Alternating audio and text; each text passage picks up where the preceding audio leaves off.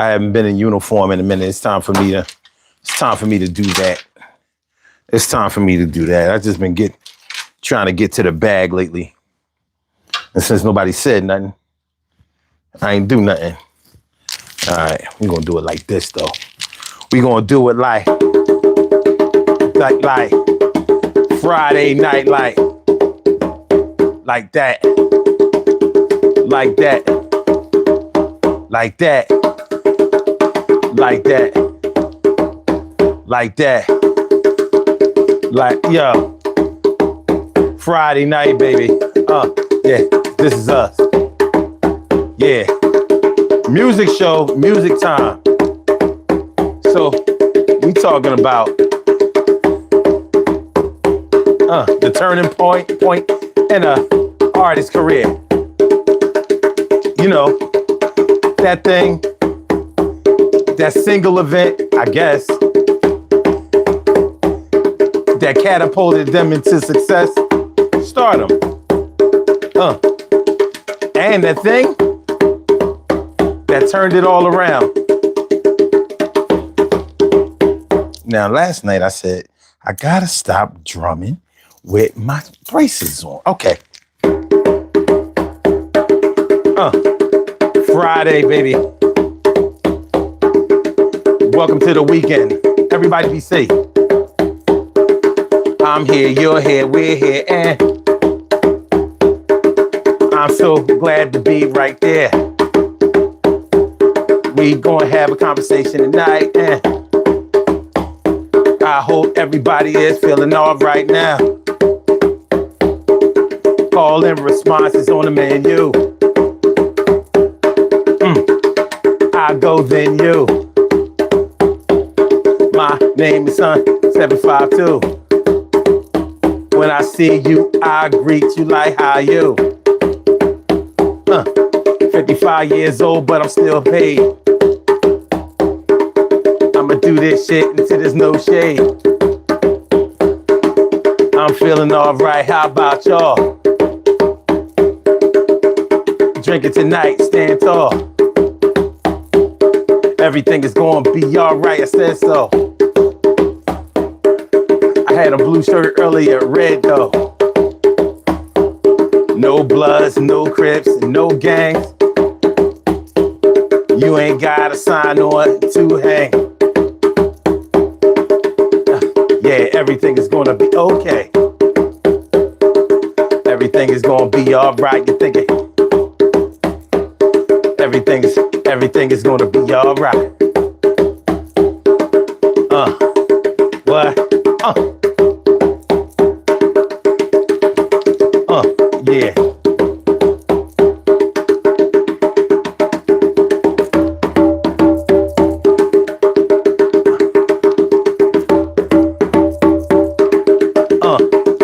Hit the like button. Everything is gonna be okay. We gonna do things our way.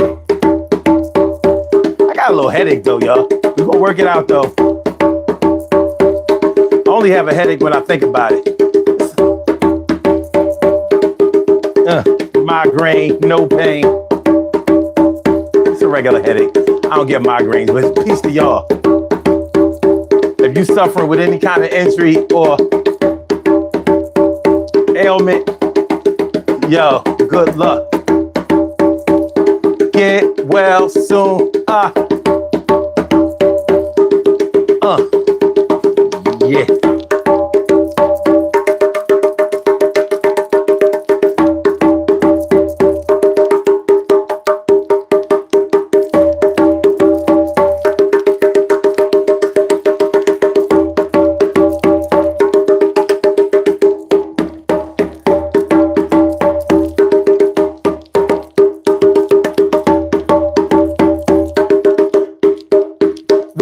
Y'all.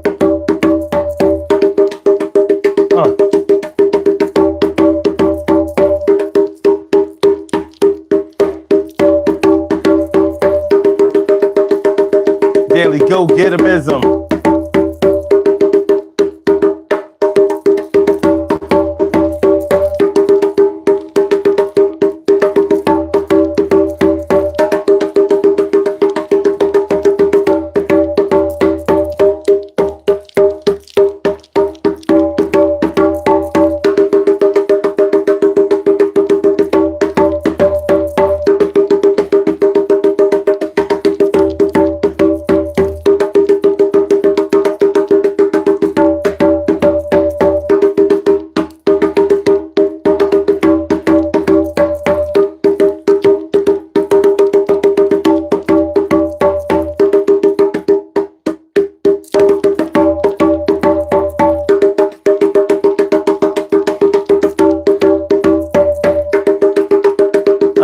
Are y'all ready?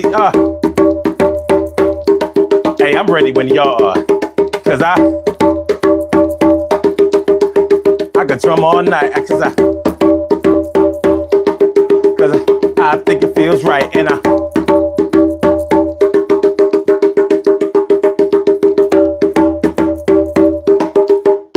let me switch it up, y'all.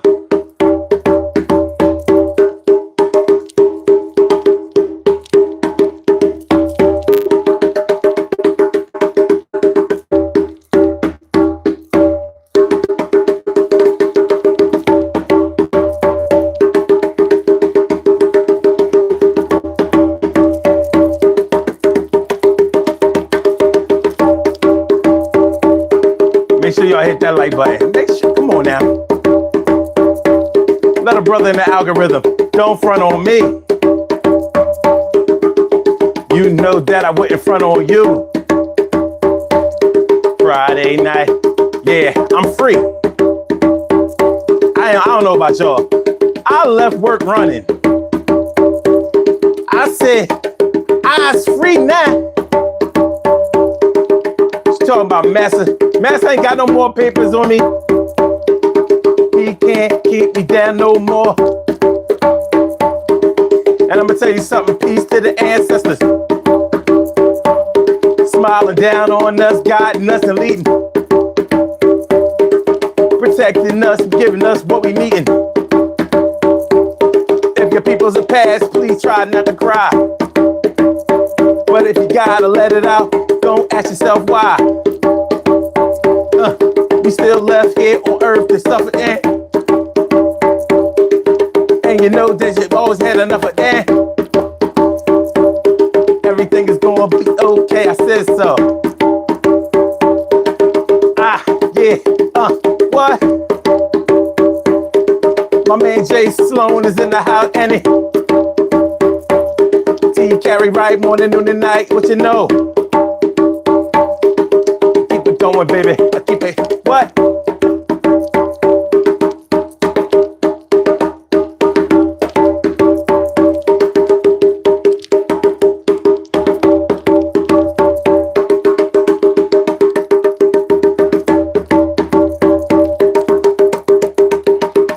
Okay. Intro, him though. Keep your eyes on the prize, you'll get wise. Yeah, live your life, y'all. Live your. Feed your babies and teach them well, and make sure they always got a story to tell, cause experience is something that you cannot cash in. That shit'll keep your head from getting bashed in. Don't let nobody knock out your front. I said, do what you feel, go for what you want. 1 o'clock in the morning yawning. Let's see this when we get it popping. No stopping, baby. Sun 7-5 up is in this motherfucker. Running ballin' just like a rucker. Yeah, what? Urban Therapy with Sun 752, and this your daily. It's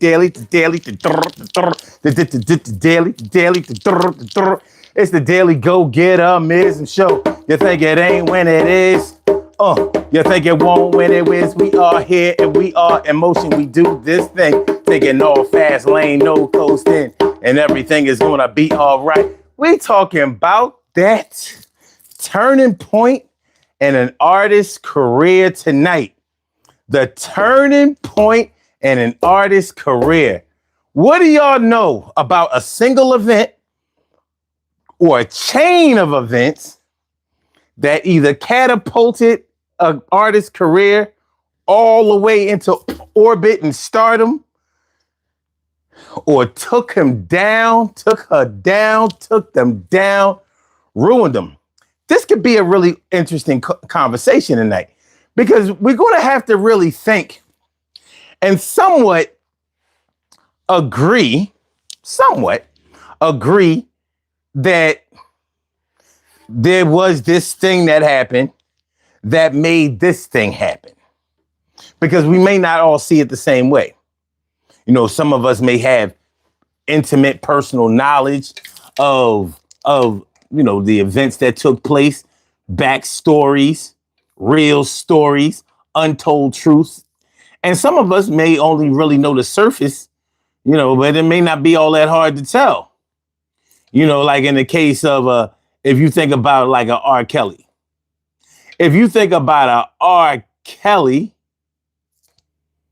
now we can clearly see what took him down. But do we all agree on that? And what would we say took him up? We may have some differing opinions on what got him to the top of the mountain. Because some people might say, well, it was when he bit Aaron Hall's style. Before he had the bald head and the vest, the bare chest vest, with the vest with no shirt under it and the shades and all of that. He wasn't making music like that. He wasn't making inroads like that. He wasn't making strides that way. He wasn't nowhere near like the king of R&B. You might be right.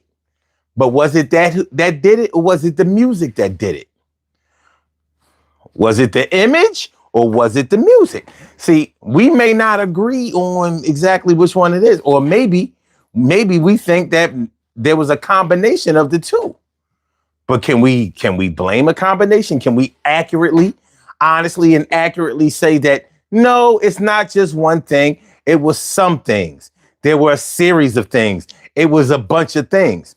Well, we're going to talk about it, get involved. These puzzle pieces right now, we going to solve, y'all. So that's how it's going down on the Daily Go Getimism show tonight. We are talking about the turning point in an artist's career. The turning point in an artist's career. What is that thing?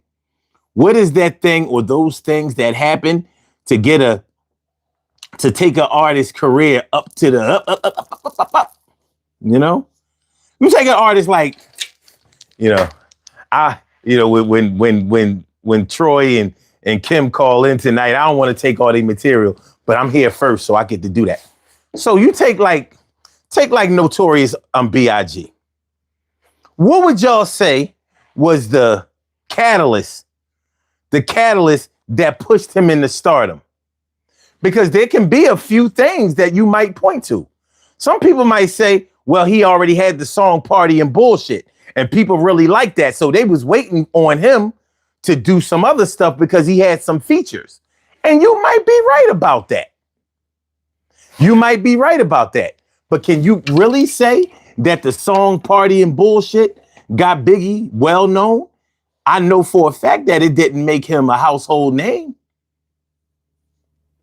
Honestly, I didn't really like the song that much. I thought it was okay. It was okay. I wasn't in love with it. You know what I'm saying?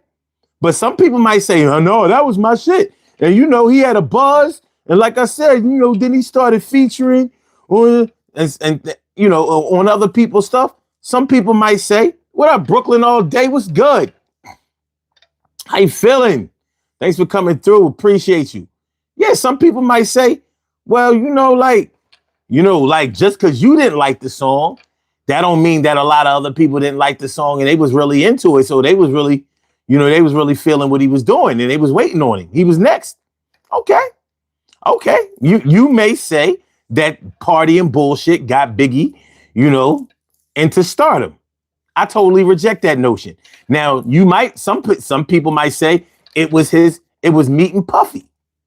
Had he not met Puffy, had he not gotten on Bad Boy and was mentored by Puff and guided by Puff and advised by Puff to, clean up his image, make more female friendly and radio friendly songs, we may not have ever seen the Notorious or Biggie Smalls the way that we did. And that might be true. But are we ready to say that Puffy made him? Because there is a case There is a case to be made for that. Like you could say that if it wasn't for Puffy, it wouldn't be no Biggie. He would have just been another rapper. He would have been another rapper because he wouldn't have had that push. He wouldn't have had that exposure, and he definitely wouldn't have had that production because he wasn't interested in doing those kind of songs. And that's a fact. That's a fact. So, so I'm just trying to give y'all. You said, who shot you? Enough said. Really? Well. But yeah, we can have a conversation around that. What would y'all say? What would y'all say was the turning point in the Notorious B.I.G.'s career that got him into stardom? What would y'all say it was? If you had to point to one thing, one event, one entity, what would you say it was? What would you say? What would you say? Was it party and bullshit? Was it affiliation with Puff? Bad Boy Baby? Features on other people's songs? His connections? I mean, he was cool with Mr. C.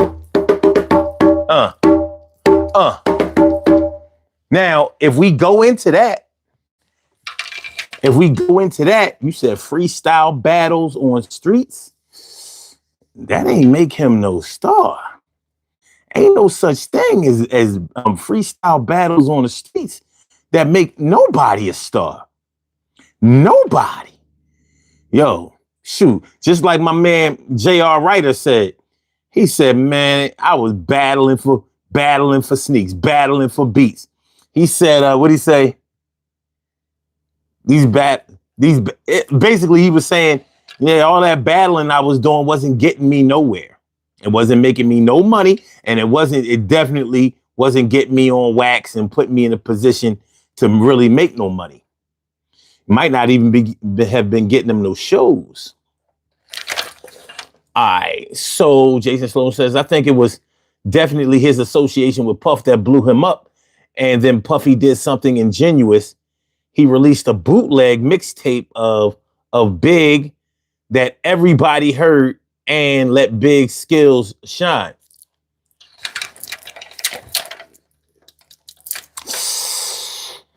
Puffy wasn't going to allow Biggie not to be a star. That was pretty obvious.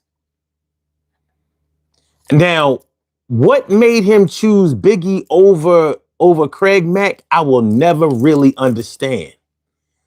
I will never understand that. Because Craig Mack gave Bad Boy its validation.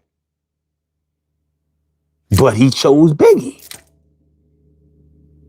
Sort of put Craig to the side. Like, now, could it be that Craig didn't want to listen? Maybe he wasn't as controllable as Biggie? Who can say? Brooklyn says, what had producers buzzing in the ears about some kid from Brooklyn? Well, what? Well, I mean, if you really keep it a buck, what made Biggie any different from any other New York rapper? I'm for real, because like we're gonna keep it 100. Like when I hear people trying to make Biggie into this larger than, like, hold on. Biggie could rap. A whole lot of other Brooklyn rappers could rap. A whole lot of Queens rap. A whole lot of rappers. But Biggie is nowhere near the best rapper I ever heard. Freestyle, off the head, written, none of that. He made good shit. But what separated him from any other rapper that was hungry at the time? Because no matter how great you are, you got to get a push. And to highlight that, like there's a rapper named Mikey D. Y'all may remember him. He was a solo artist. He goes all the way back to the original LL days, because he beat LL in a battle in the studio before. Of course, there's no recording of it or whatever, and the opinions vary. But people who was there say, yo, he got him. but their styles were very similar. But if you've ever heard Mikey D rap, that motherfucker is awesome. And he used to go all around New York battling motherfuckers. And when LL say battle anybody, no, Mikey did that shit. He wasn't even trying to get on the records like that, but he did have a record. He had an album. The album got shelved because they didn't want to sign his. I'm telling this story because of this. He won the World Supremacy Battle in, I think it was 87. I think he won the World Supremacy Battle at the seminar in 87. He beat Melly Mel. And Grandmaster Caz and Melly Mel took the belt. Like they refused to give up the belt. But this is how good Mikey D was. So if you want to talk about MCs that were fucking awesome, it's like crazy fire, yeah. But he never had that push. If he would have had a Puffy behind him, if he would have had a machine behind him, he would have been LL. Real shit. He said on his record, he said, I can live without a radio. Cool J, take a hike. The only thing I can't live without is my mic, because I've been rapping for years and I've been rocking it right. You try to take away my mic and it'll lead to a fight. You're a fan of Mikey D because you like my motivation. Remakes De Niro, meet determination. He used to be killing shit. So just your rapping ability ain't gonna do it. You gotta have somebody that say, okay, you come with me. You do what I tell you to do. First sign here. Good. I'm glad you didn't have no lawyer or nothing. So now you do everything I tell you to do. You're going to be worldwide and international. He was on Main Source. You remember the group Main Source. Now remember, when a large professor left the Main Source, Mikey D filled in. But they, yeah.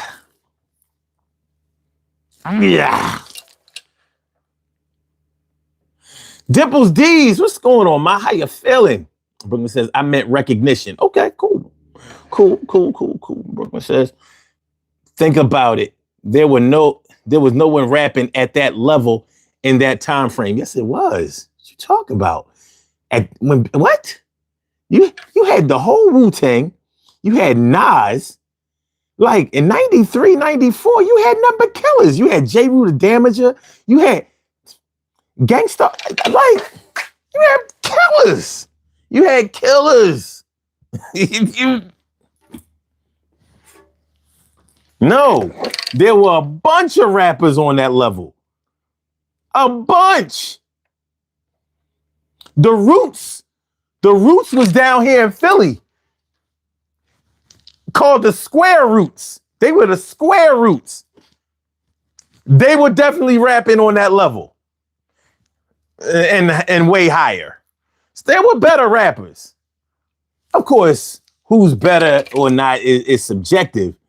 But like I said, it's not just your rapping that's gonna do it. You gotta have that machine behind you.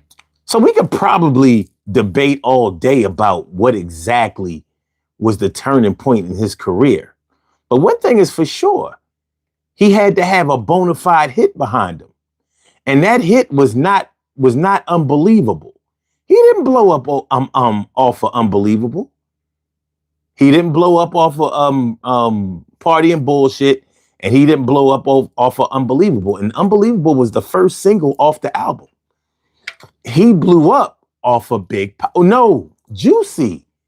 He blew up off of Juicy. And then Big Papa. That's when motherfuckers start saying,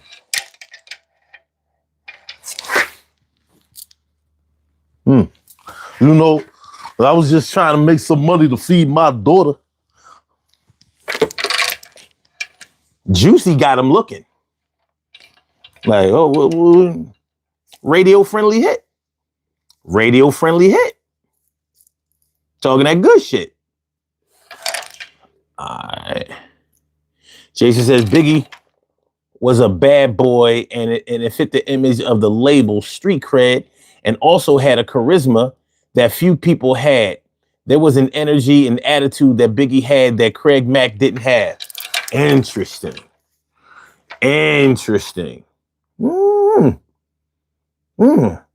I would say Craig didn't get a shot. It looked to me, it looked like Biggie, Puffy refused to do two at a time. And if you really think about it, he ain't released nobody while Biggie was out. I don't think Mace would have came out if Biggie would have lived. Real shit. He would have kept featuring him to death. I don't think he would have came out. Because you know how many full albums that Puffy has shelved? You know how many careers that have gone down because Puffy signed them motherfuckers to 10 album deals and they couldn't go nowhere else and get signed and do shit? Puff a motherfucker, boy. Okay, Brooklyn says, in my opinion, the best rapper out of Brooklyn in 1992 and 1993 era was Buckshot Shorty. I didn't even like Biggie when he first came out. So you like Buckshot? Yeah. Black Moon Buckshot? You thought he was the best out of Brooklyn? Was he even the best on Duck Down? I'm just saying. Okay.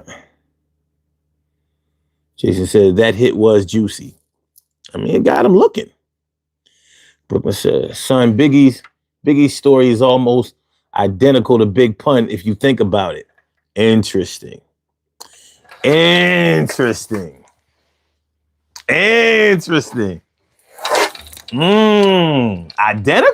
Ooh. Jason says Craig also had a face. He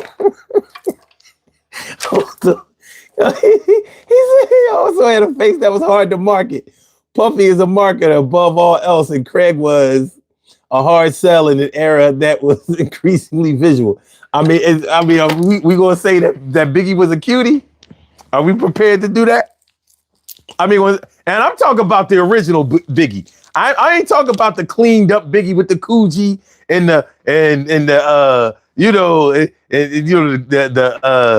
Versace and all that, you know what I mean? The hat and, the 23-year-old Biggie that Puffy was trying to make look like he was a older, mature. He was literally pulling a Boys to Men. You know the song Boys to Men by New Edition? Here they are like 20 years old, 21 years old, talking about how they gotta grow up and be all mature and shit. Because Jimmy Jam and Terry Lewis was writing their songs. Of course they was trying to be grown. For what? That ain't who bought your records. It wasn't no old heads buying your shit. It was them young girls. Underage, backstage, underage. Well, anyway, so all right. So we getting started here. But yeah, are we prepared to say Biggie was a cutie? Lazy eye Biggie? Big black Biggie? Big fat black Biggie? I mean, look. I ain't got no problem, no beef with no dark skin, light skin, no skin, black is black. But what I'm not going to do is act like Craig Mack was ugly and Biggie was cute. Remember, Biggie said himself, ugly as ever. However, I stay Coogee down to the... Look, he labeled himself a trick. Like, look. Don't come over here looking for handsome. I ain't got none of that. What I got is game and a couple of dollars. That's what I got. I was just trying to make me some money to feed my daughter. Make me some money to feed my daughter. Make me some money to feed my daughter. Feed my daughter. Make me some money to feed my daughter. Make me some money to feed my daughter. Make me some money to feed my daughter.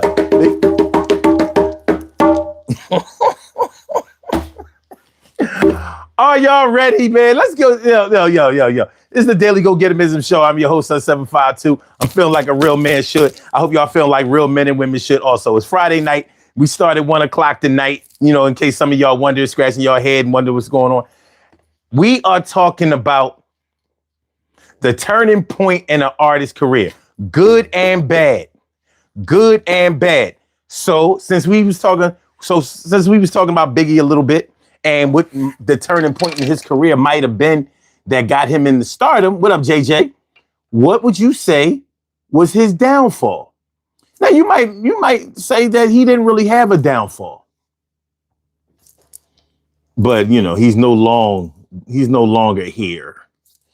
So I think that there's probably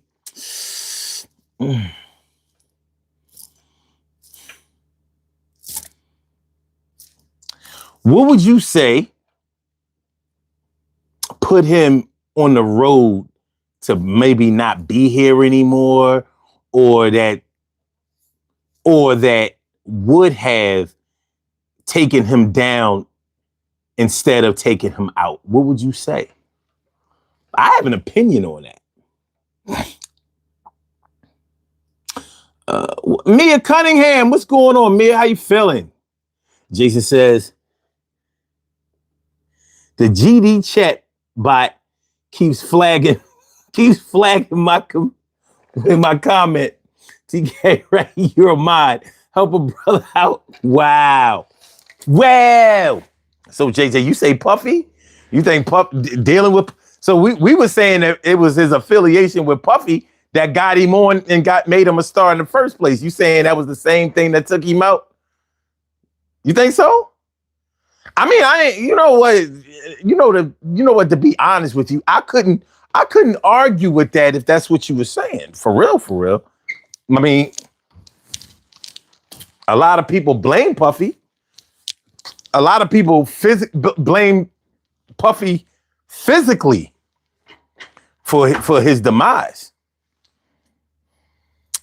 What would I say? What would I say was the turning point with Biggie that might have been responsible for not only his death, but for, cutting his career short? I would probably say, fuck.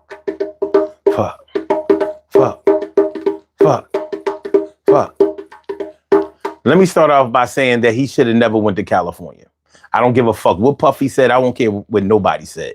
In the heat of that shit, I don't think he should have went.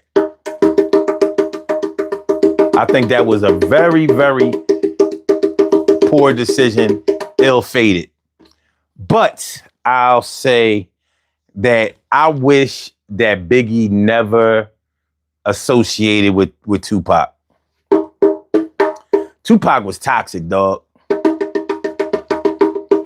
Tupac was mad toxic.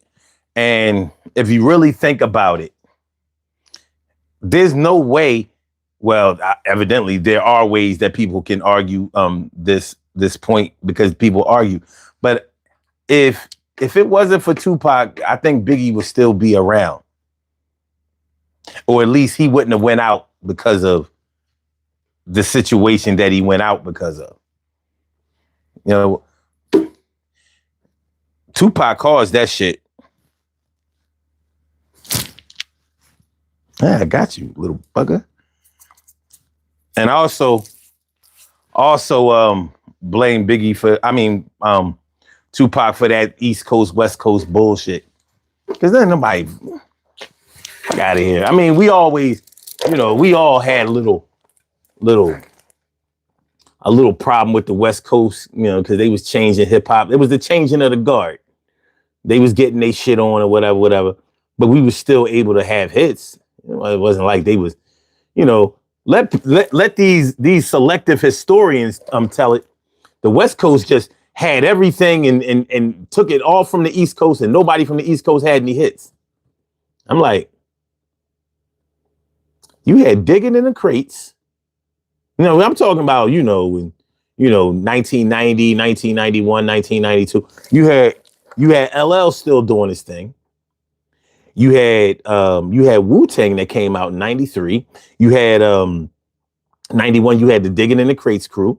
They was making some noise. They might not have been going gold and platinum and all of that, but Show and AG, Diamond D, they was getting busy. Brand Nubian. It wasn't like we wasn't. it wasn't like we was totally silent on the East Coast, and on the West Coast, they was just like sucking up all the air.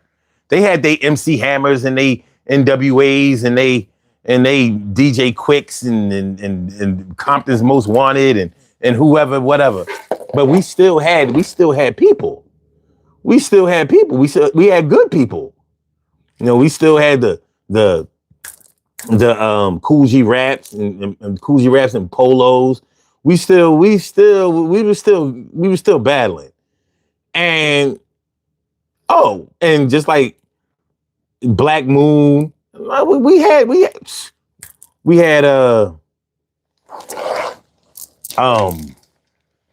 Organized Confusion, who would later on be Pharoah Monch as a solo artist. We had cats. You know what I mean? Because I didn't listen to no bunch of West Coast shit. I still listen. We had Tim Dog. 1991, we came out with Fuck Compton. I mean, really, I say that Tupac really started that East Coast, West Coast shit, but you could say it was Tim Dog. You really could say it was Tim Dog, because he went hard. He went hard.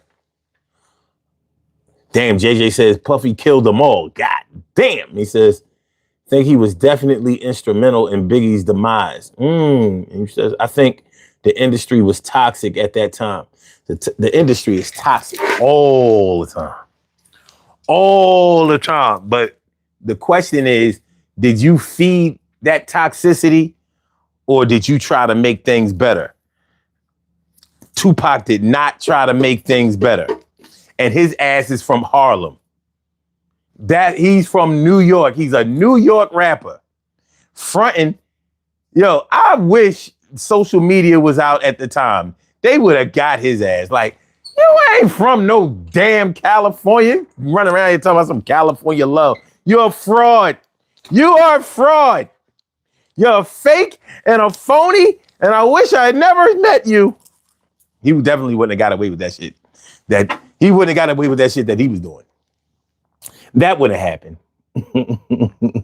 That wouldn't have happened. But okay. All right. So y'all get the gist of what we trying to do tonight. We're going to talk about the turning point in an artist's career, the good part and the bad part. Now we can do this artist for artist. So, y'all can start it off. Who y'all want to talk about? What artists y'all want to talk about? We ain't got to talk about, Puffy or Biggie or Tupac or anything. We can talk about whoever. We could talk about whoever. Like I was thinking about.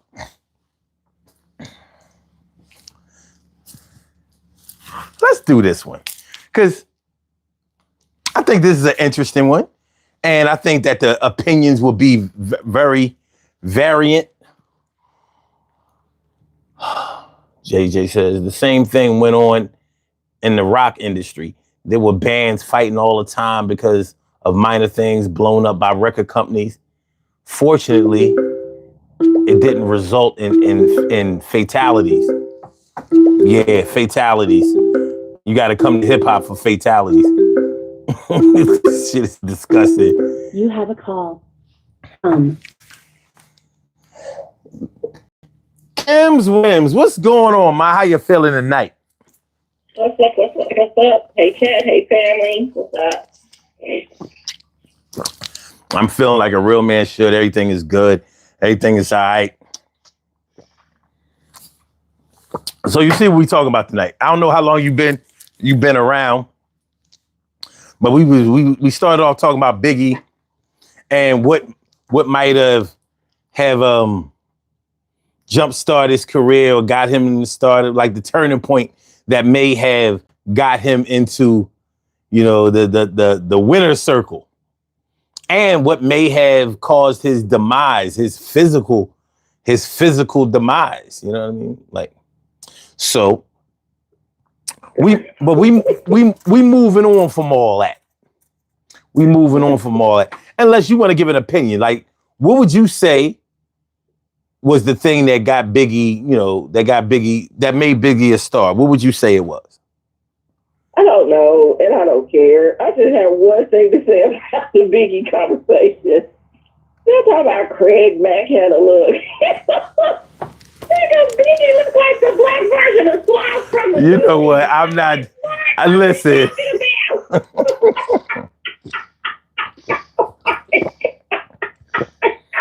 my God, you kidding me? You know, like he came out looking like Shamar Moore. You know what? Chill.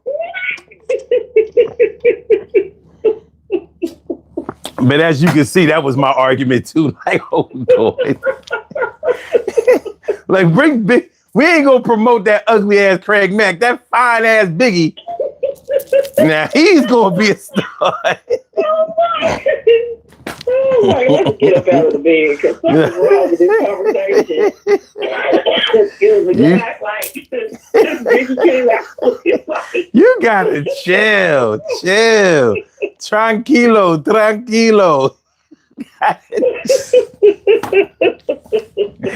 Oh man, fuck it though. All right, Kim. You got an artist? You want to talk about an artist? Do you have an artist ready to go? I do. All right, let's do it. My person is Diana Ross. Woo!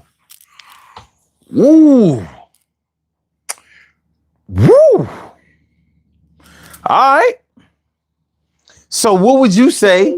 What would you say was the turning point in her career that made her a star? I absolutely believe it was her private relationship with Berry Gordy. Well, you took my answer. What else could it be? I mean, you know. What else could it possibly? Are there any other options? Well, I've heard people say, "Oh, when she starred in Lady Sings the Blues, that did it." Her, you know, crossing over into the film industry is what really made her shine. And I'm like, no, it was her cracking that thing open. Yeah. And look, that's what made her Diana Ross in the Supremes. Ain't no way around it. Yeah. It was just the Supremes. Yeah. He got in between them little legs. He was like, Diana Ross in the Supremes it is. She had a different manager than all the rest of them. You know what I mean? But that didn't even just change her relationship and career. I believe that was the thing that just changed the structure of Motown, period. Yeah. Now, why do you say that? Because it put her in a position to have pillow talk, of course. Okay. And be in his ear about other acts.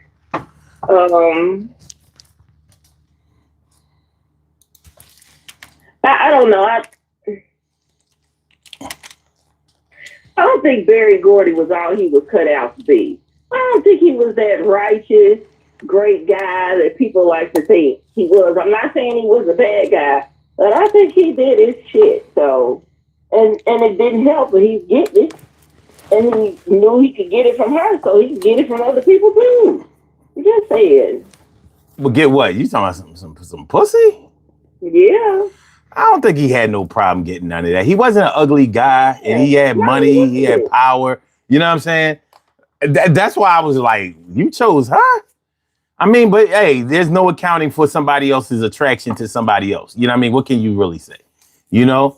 I mean, evidently there was something, she had something going on that he was feeling, you know? But I don't think it can be denied. I mean, she didn't have the golden voice. You know, you can argue that she had stage presence and star quality. I won't argue against that. But she did not have the chops. She didn't have the pipes to be no lead singer to this day. But no, I like Diana Ross, but I don't think she's ever had no. She don't have the pipes. She's not a Patti LaBelle. Exactly. You know, like you can like the way that she sings, but she don't have the pipes. She don't have battle pipes. Yeah. You know what I mean? She don't have choir lead singer and choir pipes. It's just not there. So there had to be something else, you know, that got her, you know, I'm big like that because nobody else in the group got even close. You know, her stardom lapped everybody in Motown. Who was bigger in Motown than Diana Ross? Well, so the one with the least talent blew up the biggest. You know, nobody really puts it that way, but I thought about it a long time ago. Like, all of them great voices on Motown, and that's the one that, come on, man. You gotta be something to that. You know what I mean? There was only one way that could happen. Like, come on. You know what I'm saying? So, yeah. Okay. The thing about Diana Ross, and maybe you can straighten me out on this one. Hold on, let me see. Does anybody in the chat have anything to say about that? All right, hold on. All right, we're gonna go to the chat for some other entries, because they have some artists that they want to talk about. And that's cool. What up, Oakland? What's good? And Señorita Ramirez, Maria Ramirez in la casa. All right, so okay. The thing about Diana Ross is she never fell off.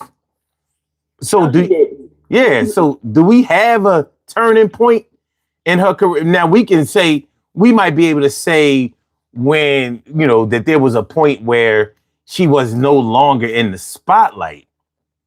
Maybe there's a turn. It has more to do with age than anything. I don't think there's ever a time when she wasn't necessarily not in the spotlight. She just wasn't leading anything just because of age. I think that's all it was. You think so? And the times changed. The times changed. The music style changed. The interest changed.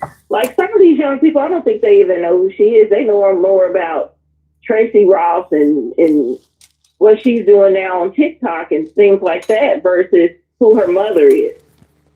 Yeah, but you do know, but these young people will know and do know who a Patti LaBelle is. But Patti stays in the spotlight. Well, that's what I'm saying. Interacts with some of the younger artists. Diana Ross very rarely does. She's more introverted now that she's older. Okay, so do you think that maybe there's a turning point that got her to like fall back a little bit? Because when you think about the songs that she was making when, you know, these songs weren't really blowing up the way, you know, like maybe her previous hits might have. You know what I mean? By the time she made songs like I Want Muscles, it was like, you know what I mean? Like, it's okay, but like, what are we really doing here? You know what I'm saying? Like, this is not even the production, it's not very Diana Ross-esque. So I'm wondering if like maybe the era of the 80s was the turning point for her, because maybe she didn't have the maybe her style, maybe her production, maybe it just didn't fit for the 80s. Maybe that just wasn't. Yeah, I could say that. Yes, I could agree, because her style was more like classic soul or disco, you know what I mean? And in the 80s, it was just something different. Hip hop really took off in the 80s, and she didn't fit. But they sampled her, but it just wasn't enough to stay alive in that era. Plus, all the people who was really into that were older too. So, well, she had some hits in the 80s coming out. Literally, the song "I'm Coming Out." She had the hit with Lionel Richie. You know, Endless Love, that was a big hit. So in the very beginning of the 80s, 80 and 81, she was making noise. You know what I mean? It was just like without Motown, I don't think she had what she needed to back what she wanted to do. Did she leave Motown? Yeah, she left Motown. Oh, that might have been the turning point. There we go. Boom, bam. Motown and trying to do it on her own. That might have been the turning point then. That might have literally been it, because that machine definitely made her what she was. So that might be it. That might be it. All right, cool. Art of Mine 559. My dude, what's going on? My dude. All right, so let's go over some of. Hold on. Where the fuck is? No, Troy got to stop playing. All right, hold on. Let me call this motherfucker. You know what I mean? Stop playing. I'm saying, you have to call it. You know what I'm saying? I called it. Don't forget to talk about Jaden Smith since Oakland just. We not doing that. There's no turning point for that motherfucker. He ain't got no turning point. Oh, okay. All right. Okay. All right. We ain't no Troy tonight. It's just me and you. We gonna rock out. Oh, you didn't get him? Wow. Okay. No. Him busy. He has an important matter to tend to. All right, cool. All right. So let's go to chat. Now, let me see. The first one I saw, Jason was talking about. Okay, JJ, hold on. JJ said this is an odd one, but Willie Nelson was forgotten until his tax issues and then farm aid. That was at least 40 years ago. That was a pivotal point in his career. But what was the turning point that blew him up in the first place?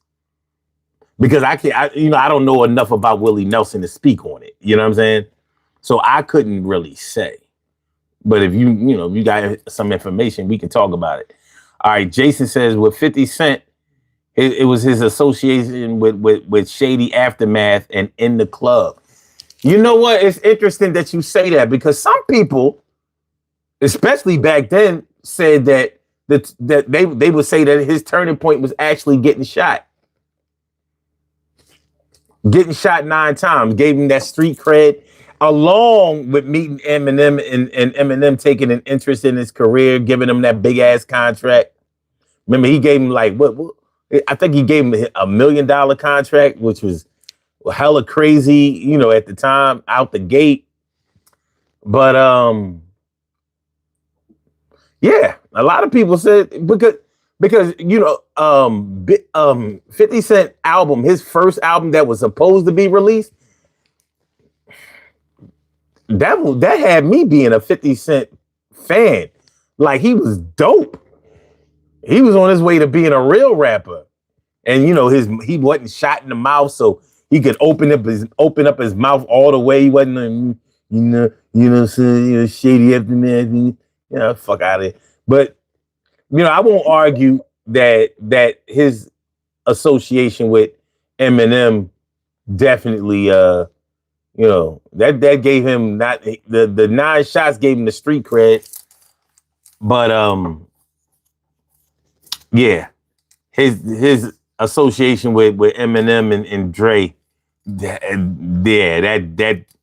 made the world look. And really, I still don't understand that, but that cosign was large. That cosign was extra, extra major. All right, cool. But what was the turning point? And 50 Cent never really, he didn't fall off. But he became such a bitch that people are like, nigga, you arguing with everybody all the damn time. But a lot of people like that shit. When he was getting in beefs with everybody and whatever. You know what I mean? A lot of people really liked 50 for that. I hated it. But a lot of people was digging that shit. But I just think the turning point in 50's career was the fact that I just don't think he was a pure rapper. I just don't think he had what it took to keep up. You know what I'm saying? Like, he can make good records. But when you think about it, he gotten beefs with everybody that was better than him. He did. Like, and that's whoever you talk about. Like, you beefing with the Locks, they was licking they chops. Like, oh my God, this is the beef I've been waiting for. This motherfucker can't rhyme.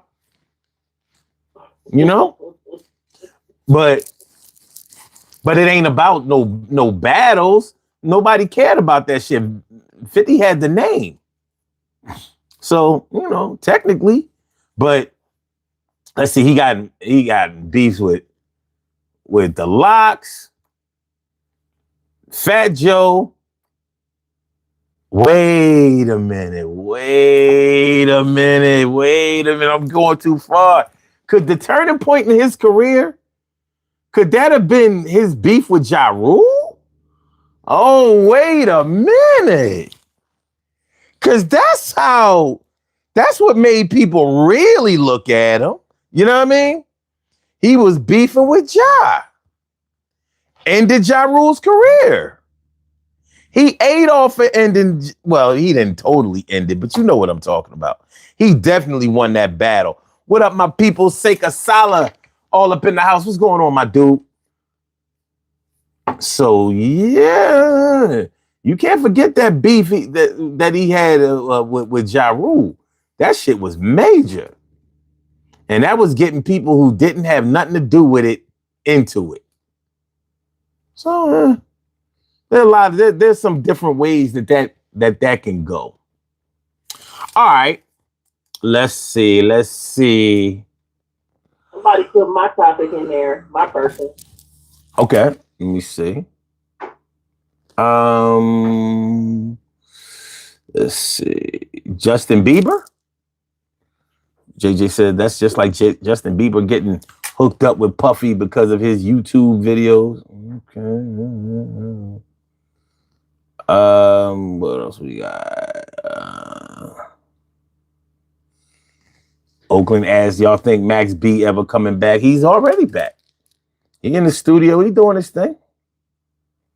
Sigasala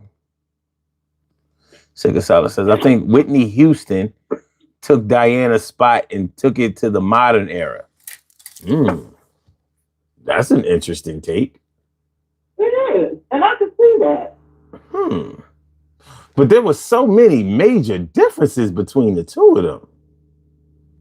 One was kind of tall. The other one was short. They was both skinny. One probably had arguably the greatest alto singing voice ever, and the other one did not. One was a pure singer. One fit their music for the time, and the other did not. Whitney's music fit for the time, and Diana Ross's did not. Okay. All right, I ain't okay. All right, well, but sheesh. But if we start talking about Whitney Houston, what was the turning point in Whitney Houston's career? What was the thing that got her? No, wait a minute. You too far ahead. Slow down, Ma. What was the thing that made her star? What would you say was the turning point in making her a household name, a international superstar? Ooh. Now, she had two bona fide hits coming out. You Give Good Love and Saving All My Love for You. But just discovered by Clive Davis, period. Okay. And then she came out with Saving All My Love. But those two hits didn't make her the household names. She was doing her thing.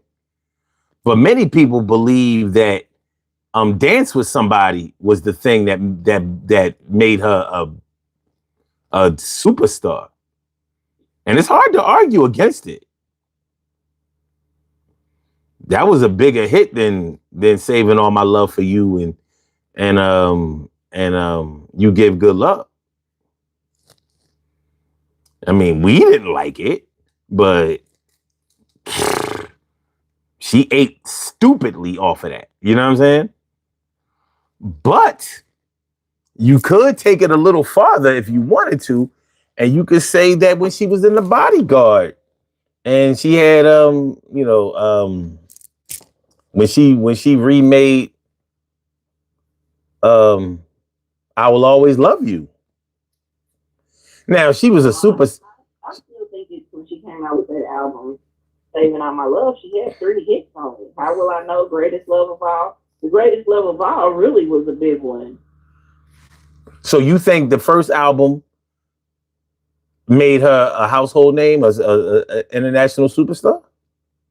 It was the best-selling debut album by a female artist in the history of. I'm not arguing against it. I'm not. You know what I mean? Okay. In my opinion, I think that's what did it. Okay. Okay. All right. I think we all all right. So you would say the turning point in her demise or the decline of her career was what? Crack a whack. Damn. All the stuff that came in that time was like, lady, what's wrong with you? That they did it show, she and Bobby, that it was more embarrassing. It was sad more than anything. It was a sad show to watch. Well, I don't know. It was a good show to me. But yeah, but it showed some points that you're like, oh, they were so cringy. Yeah. But she did come up with that saying, hell to the no. She had everybody saying that shit. Yeah, you still say it now. Mm-hmm. I just think that whole crack era, that whole her using out of control, you know, where everybody could see she was high. She was using that shit so far before it got out of hand. Yeah. That's why it makes me wonder if that was really the turning point.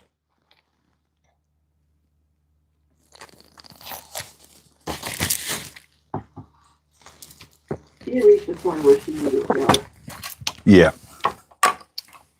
Because 1995 with the weight, when she was in Waiting to Exhale, she was already getting high. You know, I remember I was watching a show. I can't remember the name of this talk show.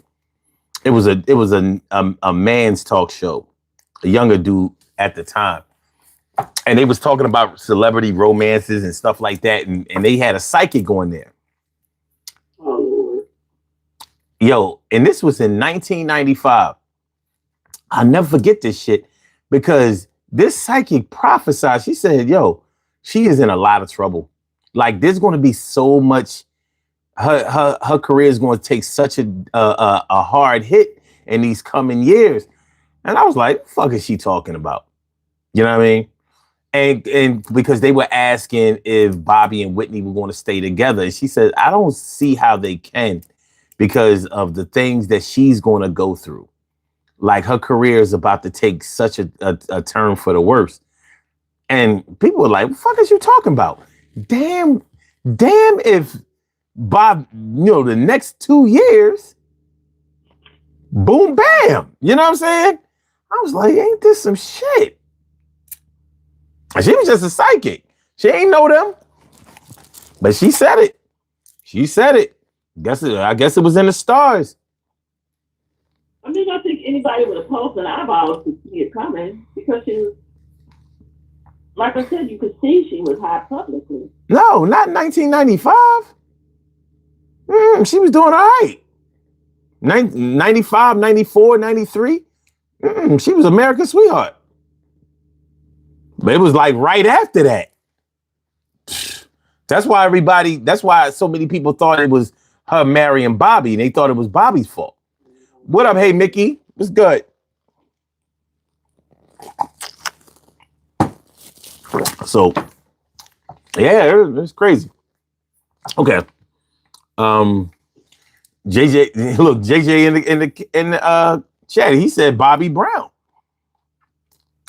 There's a lot to that story. It's a lot to that story. There's a lot of layers to him, unfortunately. Some of them have to do with a lot of heartbreak and sadness. Yeah. Okay. Jason said Tina Turner was big in black music when she was with Ike, but later in the 70s, her stuff didn't sell as well. But 1984's Private Dancer album and What's Love Got to Do with It was a huge turning point. It was. We talked about this last week, right? Or was it the week before? Mm-hmm. That was definitely a turning point in her career. But I would argue that was like a second turning point. What do we know about her first turning point? You know, it was probably and simply her association with Ike. It was called Ike and Tina Turner for a reason. You know what I'm saying? Like, I don't even think Ike. To be honest with you, I don't think he believed in Tina Turner like that. I don't think he chose her because of her voice or because he thought she was the best. I think he just sort of like said, all right, fuck it. You know what I'm saying? Like, Manny sold her out, so. What? I mean, you got to think. Tina Turner had a baby by another dude in the band. She was a band chick. Talking about way before that. Her mama sold her out. So. Oh, you said her mom sold out? Yeah. Okay, but I mean, what does that have to do with her career as a singer? Her mom to Ike, but she wanted her to have a career, and Ike was like, "All right." Oh, okay. Okay. All right. I can't speak on that. All right, we was talking about Whitney Houston. Mia said her voice made her a star from the jump. Smoking crack was her downfall. Okay. Rats. Sega Sala says when Phil Collins left Genesis, he blew up. Both were awesome though. Yeah, I agree with that. But all right, so let me make sure y'all all understand. We're talking about the turning point in the artist's career, but we're talking about the good and the bad. So, you know, make sure y'all talking about what brought them up and what took them down. You know, I mean, for some artists, we may not have anything definitive that took them up, or, you know, lifted them up or brought them down. You know, we may not know all the way, or we may not disagree. We may not agree. We may not see it the same way, and that's fine. That's fine. Okay, you know what?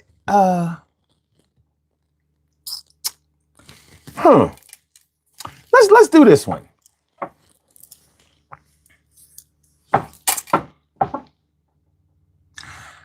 How about Prince? What would you say was the turning point in Prince's career? The thing that blew him up?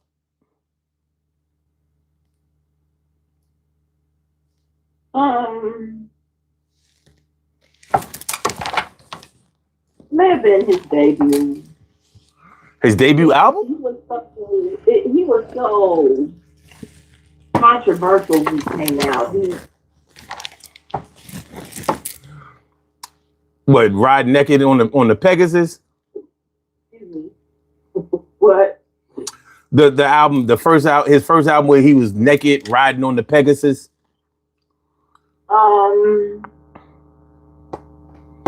That's the one that came out at the end of the early 80s. No, his first album came out in the 70s, like 78. That's what I said. That's the late 70s, early 80s. So that's the one.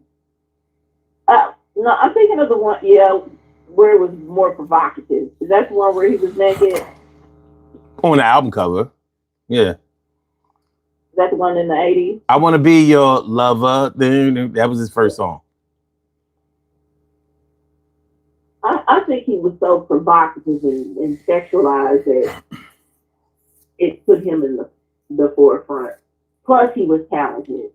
You know what I'm saying? He had a sound that fit. He had a style that fit. Women loved him, and men did too. Women loved him because he seemed like a sex symbol to them, although I've never thought that, because seriously. But men loved his music and the themes he sang about, and all the pretty women who were around him. So that's what I think. I think it was Purple Rain. Because he was just another artist. When Purple Rain came out, that motherfucker was a house. That's when he started getting the comparisons to Michael Jackson. Wasn't nobody talking about no shit like that before then. True. You know what I'm saying? Wasn't no compare. Michael and Prince. It wasn't no Michael. It was Michael. You know what I'm saying? After Purple Rain, then people talking about Michael and Prince. Now they making comparisons about who's better and all that kind of shit. Nobody was comparing Prince to Michael Jackson before then, because he had the 1999 album before then. It was a good album, double album, and all of that. But you know, what I mean, he was, you know, he was another artist. You know, what he had, Little Red Corvette on there. He had a lot of good songs on there. You know, but he was another artist. You know what I'm saying? People knew him. But when he came out with Purple Rain, he made people look. You know, a lot of people, that was a popular movie the summer of 1984. Very, very popular. Oh, you gotta think, Michael Jackson was already popping since 82. The Thriller album came out in 82, late 82.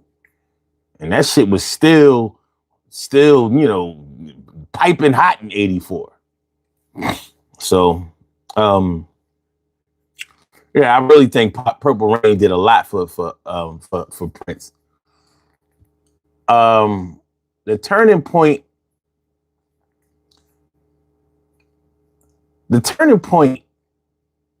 that I think kind of fizzled him out. It's really hard to say, but I'm gonna take a chance on this. I think he just couldn't touch Purple Rain. I think that was the pinnacle for him, and I don't think he could. I think that was his ceiling. Like, what do you do after a Purple Rain? You know, because he made that whack ass movie, The Under the Cherry. Well, nobody want to. What the fuck is you doing? You know what I'm saying? like, nobody want to see that shit you doing. Like, who told you to do this one? No. You know, like what was the movie? It was a dumbass movie. You know, and people wanted to rock with it, but like we didn't need Prince as an actor. We ain't need that. Well, as long as he was playing himself, we was good with it. Like, yeah, we ain't need you for another role. We was garbage. Everything about it was garbage. It was bad. And I ain't like that. I ain't like the song, but it is what it is.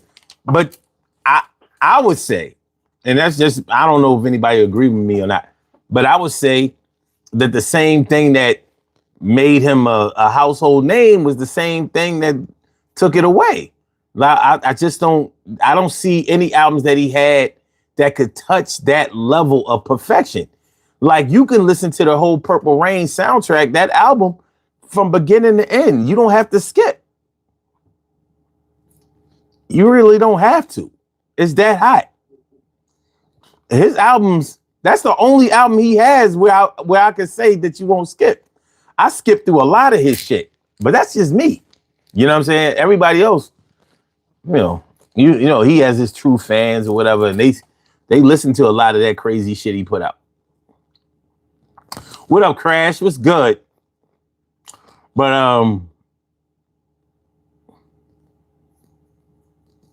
okay, what you got next? You know, when you talk about the same thing that brought him to a rise and the same thing that made him fall, I feel that way about Billie Holiday, unfortunately. I think her activism with the song Strange Fruit.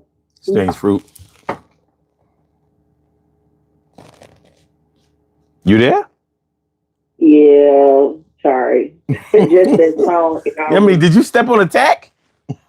Yeah, every time I think of that song, it just does something to me. Sorry. Oh, okay. All right. Look, don't be here zoning out. You know what I'm saying? It It caught me for a minute. I was going to have a moment that I to this day that okay. I think that same activism that brought that song to the forefront and brought her so much attention, unfortunately, was the same thing that caused her demise, that same activism. Because it caused her to be harassed by the by the FBI, and it caused her to become blacklisted, which I think led to her addiction until her death. But, I just believe that same thing that gave her the rise is the same thing that was part of her fall. Unfortunately,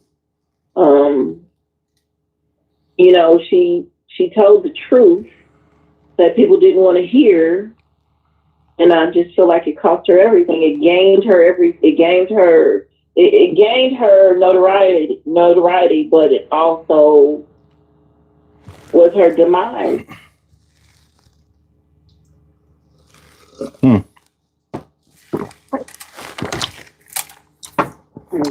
I think it was her heroin that took out. She was on that shit bad. But I think it was the things that led up to that. I think it was all the pressure of everything that happened that spiraled her into that. So thing that she couldn't break from. I think it made her habit where she couldn't stop because all this outside noise, all this pressure from everything else, and that's what she had left. You know what I'm saying? She couldn't go anywhere with that. She's locked in. She's blacklisted. She can't perform. She already had an issue with performing because she was a black woman during that era, and those kind of things. And then she's got the industry telling her, well, maybe you shouldn't say this, but she was defiant about it. Like, I have to say this. I'm going to sing my song. You can tell me no, but when I get in here in front of these white people who hate me because of my skin, I'm going to sing my song. Oh, I can't sing it. Okay, thank you. Watch me. And then she did, and then everything bad happened. So. I don't know. Unfortunately, I know a little bit too much about addiction. So I don't know. Because depending on how long she was using before she even got on, and there's a good chance that she was already, like by the time you find yourself addicted, you have already been in mad years. You know what I'm saying? Like, addiction ain't something that you achieve in a year or two. Like, especially with no heroin. Because motherfuckers be swearing they got that shit under control. Mad years. And for too many artists, it makes them creative. That's why Ray Charles didn't want to get off the shit. Like, he was literally feeling the music. And she might have been into that too. So, so I don't know. But I don't know enough about Billie Holiday and her career to really say, but I do know that heroin habit was hard for her to kick. And we talking about back in the 50s. That shit. You know what I mean? This shit crazy. But rest in peace to her. No dark end. It is what it is. But yeah. Okay. But you think that what jump started her career was her activism? I believe that particular song. Because it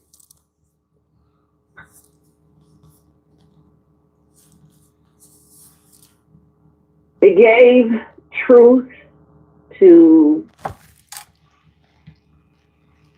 what was going on at the time, it made the president at the time pay attention more to her. Okay.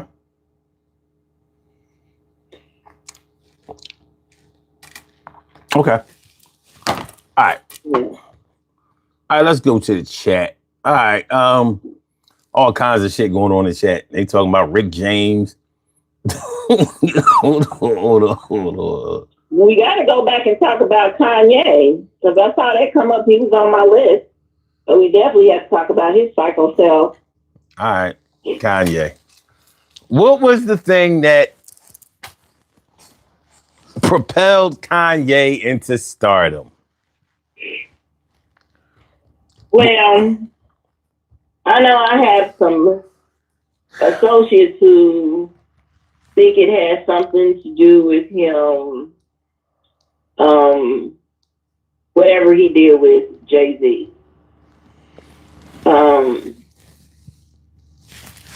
But I think it was his debut of The College Dropout. I think that's what changed it for him. Then he started outselling we just talked about him. Biggie? No, 50 Cent. Oh, 50 Cent. Okay. 50 Cent. All right. Yeah, when this album did better than 50 Cent the day it was released. I think that changed a little bit. Then he just started putting out, he started having different people on his track, and he just was doing, I feel like he was doing well at the time. He had a different sound. It wasn't the same old, I'm going to go rob your mother, I'm a baby mama, and steal your money, and fuck the dope dude, and gas all the bitches. It wasn't all of that on his music. It was party. It spoke to different genres.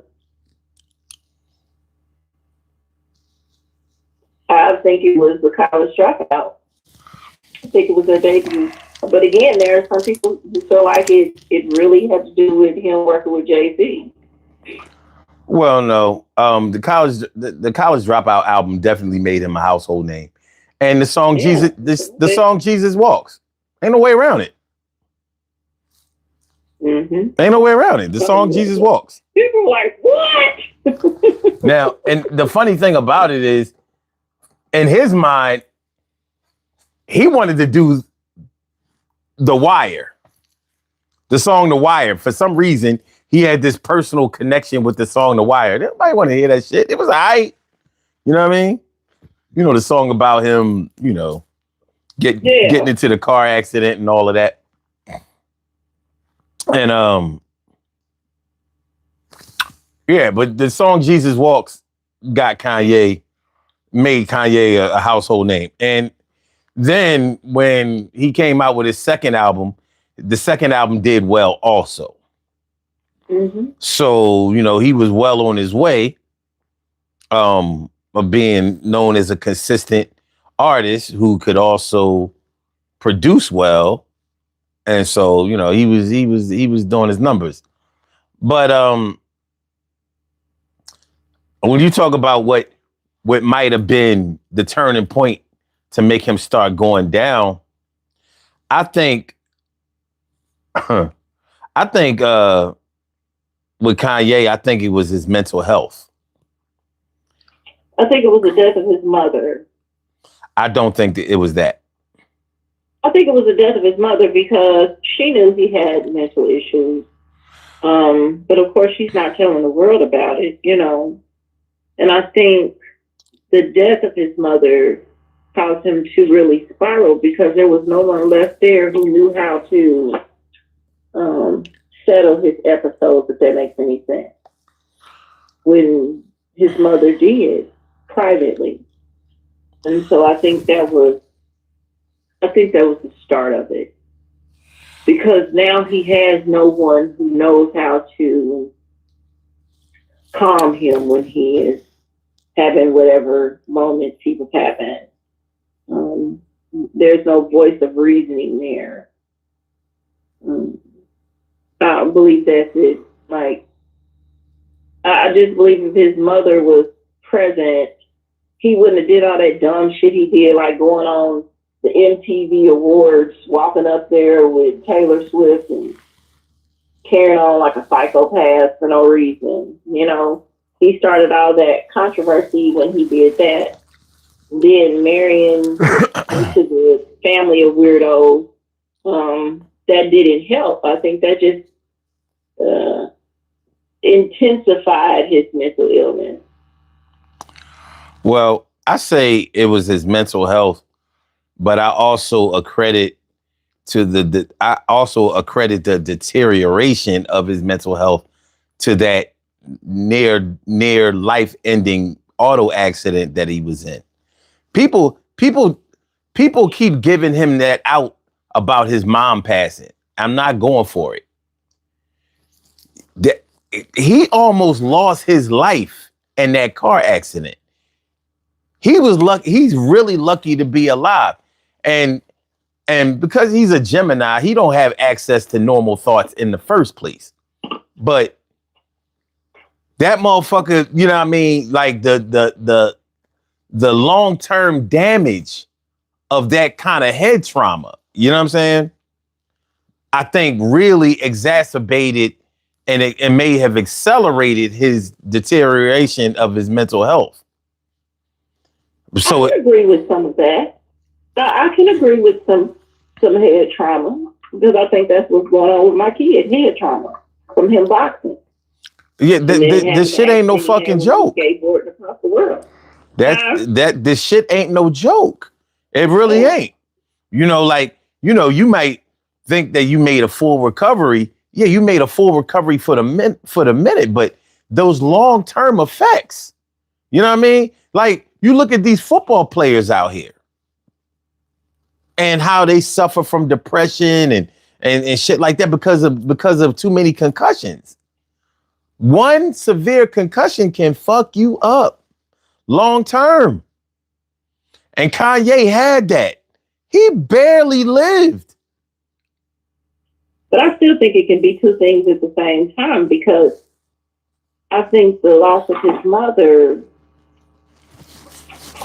and the circumstances surrounding the loss of his mother caused him to completely spiral and lose it.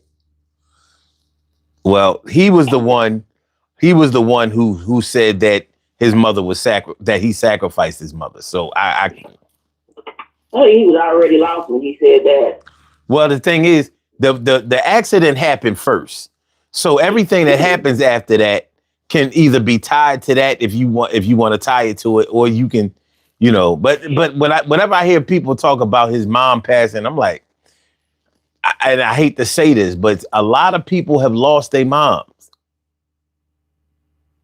But I think he feels like he is the reason that she's not here. Because remember, she was having a cosmetic unnecessary surgery. And the doctors had already said, no, she shouldn't get it. And he used his influence and money to get it anyway. All he had to do was flash enough dollars around the right doctor who said, okay, let's do it. And she never came back from that.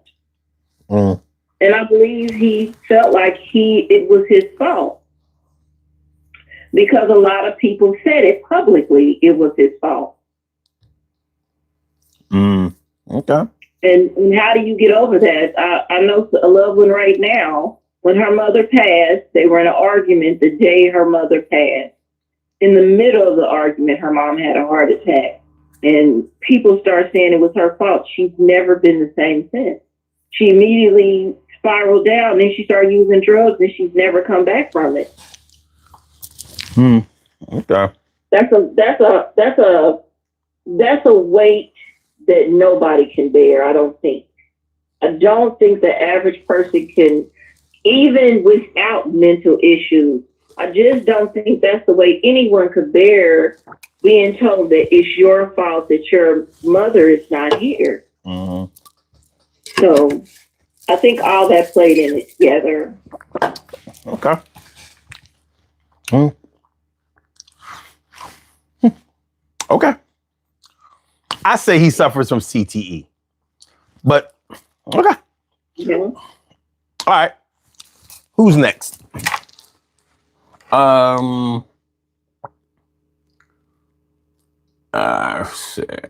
you have anybody? Well, I wanted to go through the I wanted to make sure that we took care of the people in the chat first before I went on. I mean, I got plenty, you know what I mean? But let me see. All right, it looked like we kind of got stuck on Kanye. All right. I think it was others before Kanye or after Kanye, that conversation. Okay.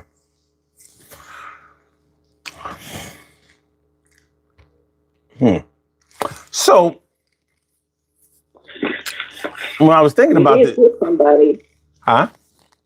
You skipped somebody in there in the chat. Well, who? You gotta call it out. Because I think Oakland said Outkast. I think it was Oakland. Somebody said Outkast. All right. All right. So what was the turning point in Outkast's career? What made them what blew them up? What would you say? That the Southern playalistic beginning, that whole Southern shift that changed the game and what we were listening to. It took us off of the East Coast, West Coast rap argument stuff. So for me, their turning point was at the Source Awards when Andre was like, yo, the South got something to say.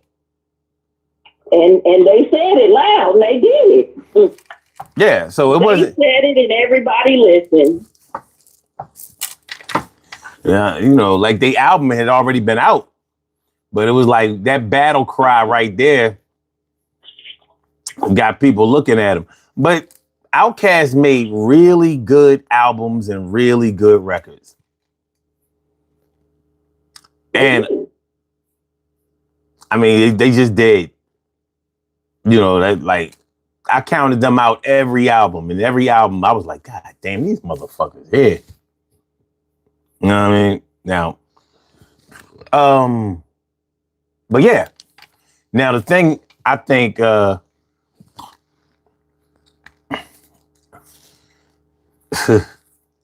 think the turning point for them breaking up or whatever, that goddamn Andre 3000. You know what I mean?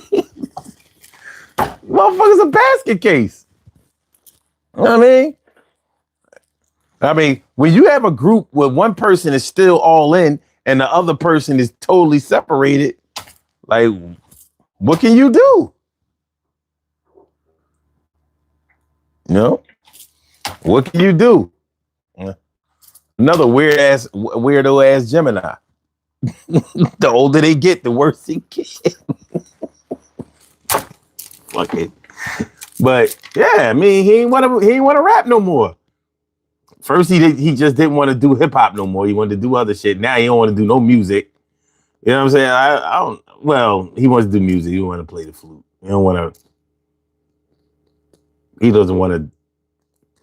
He doesn't want to use lyrics. But I think it's when they came out. I think this is one of these things where it was a split.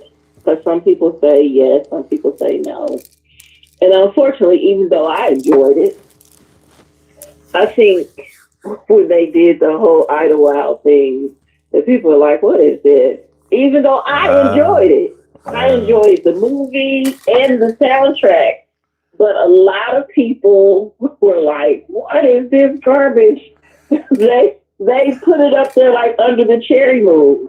I don't blame him. That shit was ass cheeks. Oh, I loved it. Shit was mad terrible. There ain't nothing I liked about that. I was like, what the fuck? Yuck. I enjoyed it. I'm sorry. I did. I loved it. Was it the greatest? No, but I still liked it. Like, there are some songs on the soundtrack that I was like, this was it. So, like, I still love Moving Cool, but I think that shift right there, people were like, huh? Oh, I think that may have been the start of it, that confusion. And then the album that came out after that is, you know, like you said, Andre moved in a different direction, and he was ready to do a little bit more acting, and he wanted to do fashion, and then Big Boy did his solo album, and I think that's where it changed. And even when they tried to do a reunion tour, it just, I don't know, they had run their course with each other. So that's my take. All right. Okay. All right. I'm going to say Lionel Richie.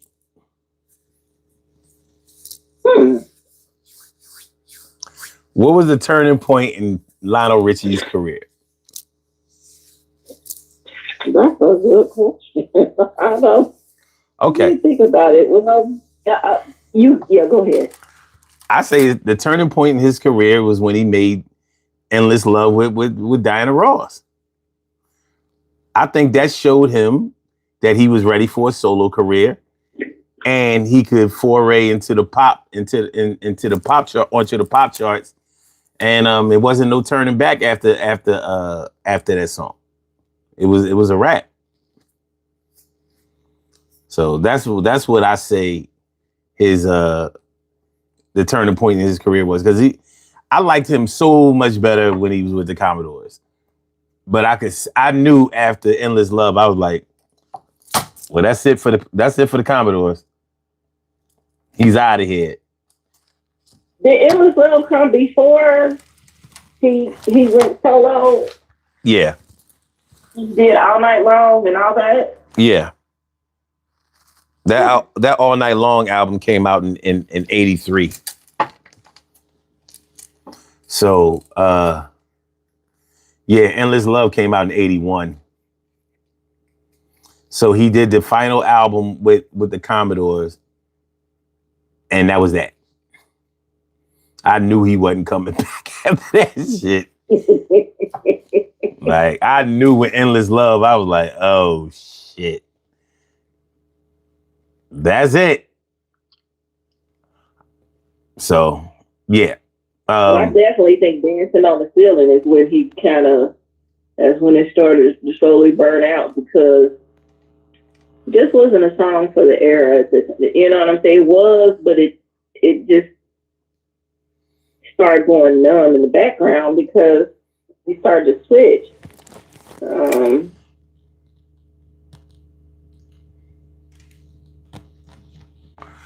I think that was the down of his career after Dancing on the Ceiling, because it just don't seem like he picked anything up after that. And then he went into a different direction with what he was going to do with other stuff. So, did he even do anything after that album? Like, I don't remember him having a follow-up album until Tennessee came out. That's what I'm saying. He didn't. Yeah. I just think people forgot about him. He just faded into the background and disappeared for a while. Well, the thing is, he allowed, people to forget about him because he didn't make shit. Mm-hmm. Another Gemini.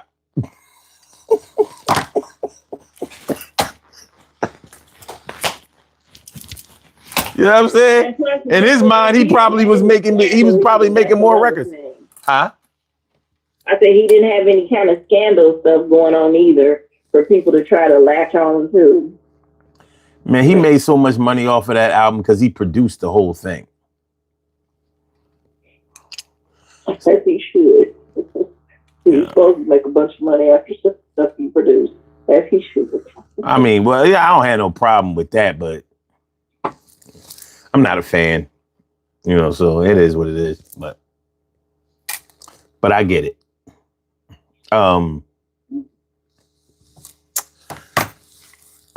Yeah, I honestly think that the same thing with Prince was the turning point in his career. I don't think he felt like he could match that success of that album. No. I don't think he thought he could touch it. No. He didn't even try. He ate off of that album for 40 years. Yeah. Like, what the fuck? So you ain't gonna do nothing? No.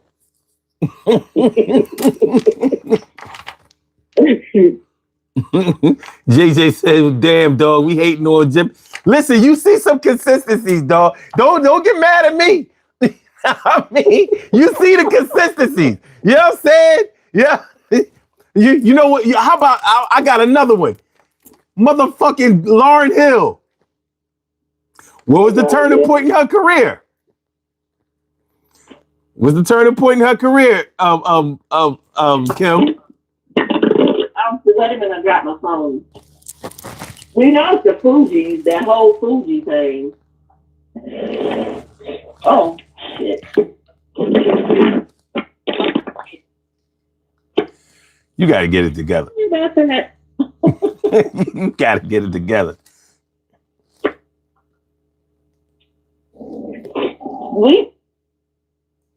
We know the Fugees, when they came on the scene, that was it.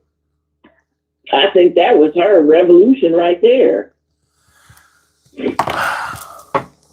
See, I wouldn't say that Fugees was the turning point in her career. I would say that they second album, because remember, they came out with a first album, and their first album didn't really do shit. But that second album, The Score, especially when she remade Killing Me Softly. I think Killing Me Softly was the turning point in her career. Because from that hit, we already saw what it was hitting for with Lauryn. We knew that, yeah, she can make it without these dudes.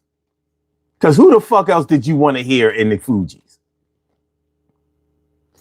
That's true. It was either her or Wyclef. It wasn't no Wyclef. You don't think people want to hear Wyclef? No, I don't. I really don't. You know what I mean? I had their albums. You know what I mean? Wyclef, like, she stood out, period. She could sing. She wrote her own rhymes, and she could rhyme her ass off. She couldn't fit in that group no more. She definitely talented. I was not waiting. I don't know nobody that was waiting for that Wyclef album. But we knew who was waiting for that Lauryn Hill album. Oh, yeah. Everybody was. Now. And don't forget, she didn't come out sexualized either. She didn't. She was a female in the game and she wasn't sexualized. That album sold 9 million. 9 million. And she claimed it was a hip hop album. We was like, well, kinda. All right, you say it's a hip hop album. We just had we call it an album with hip hop. But what was her downfall? Or should I say, what was the turning point? Because she definitely went Gemini. Y'all can say I'm hating on, like I said, it's a consistency here. That big ass album and then the flop for the rest of their fucking career. Shit. It is what it is. It is what it is. I mean, we all know Geminis are mad talented, but we also know they crazy as fuck. We not getting out of this. I think after the Miseducation album, she started rejecting fame. She just was so negative about it. And then all the stuff that was going on behind the scenes with the different relationships put her in a negative light, of course. And then when she got with the Marley family, start having babies, but I don't even think it's babies. I just think I don't think she was ready for that kind of relationship. I don't think she was ready for the Rastafarian lifestyle that the Marley family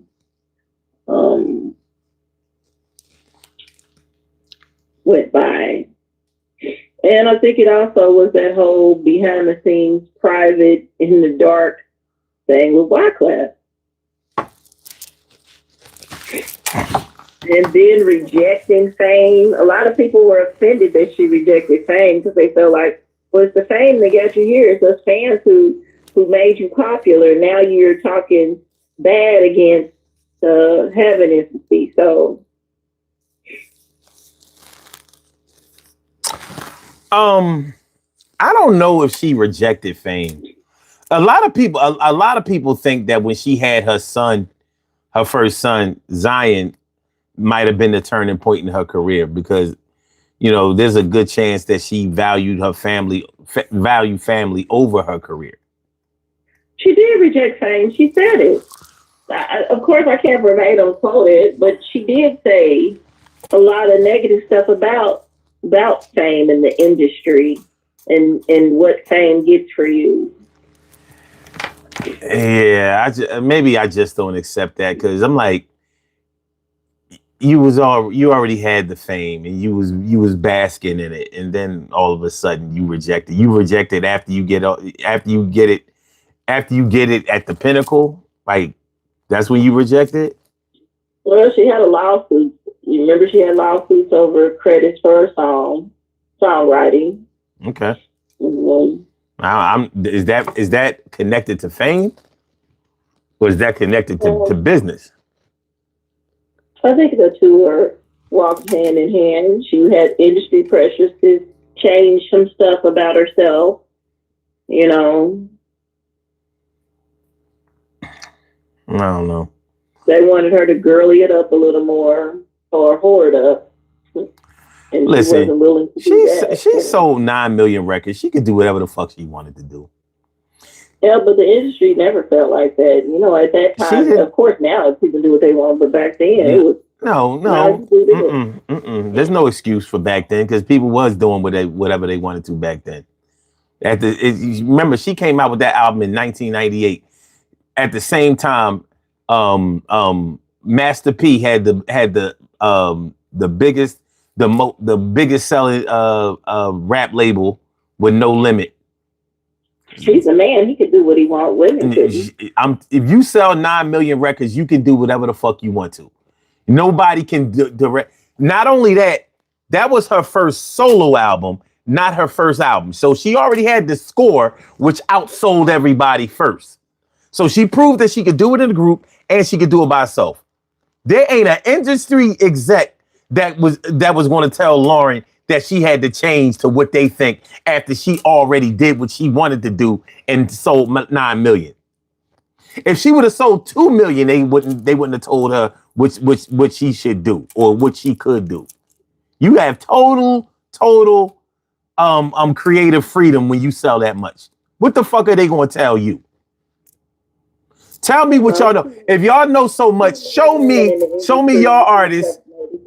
Say that. Huh? Too many of them who are falling off, who come back and say the same thing. They didn't sell no 9 million. They did not sell 9 million.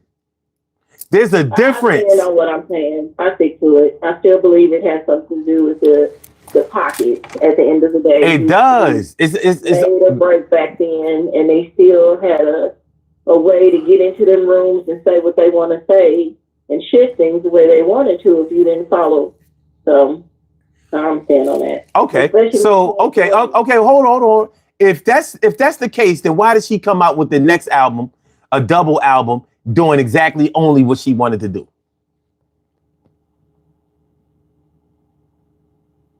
it doesn't stop them from making music. Well, no, but the argument is that she was pressured to do what they wanted her to do. That's not what she did. She just made a totally garbage project next. But she did what she wanted to do. So that's what I mean by, like I said, when you sell 9 million, they're not telling you what you should do. They only telling you like, yo, please sell 9 million again.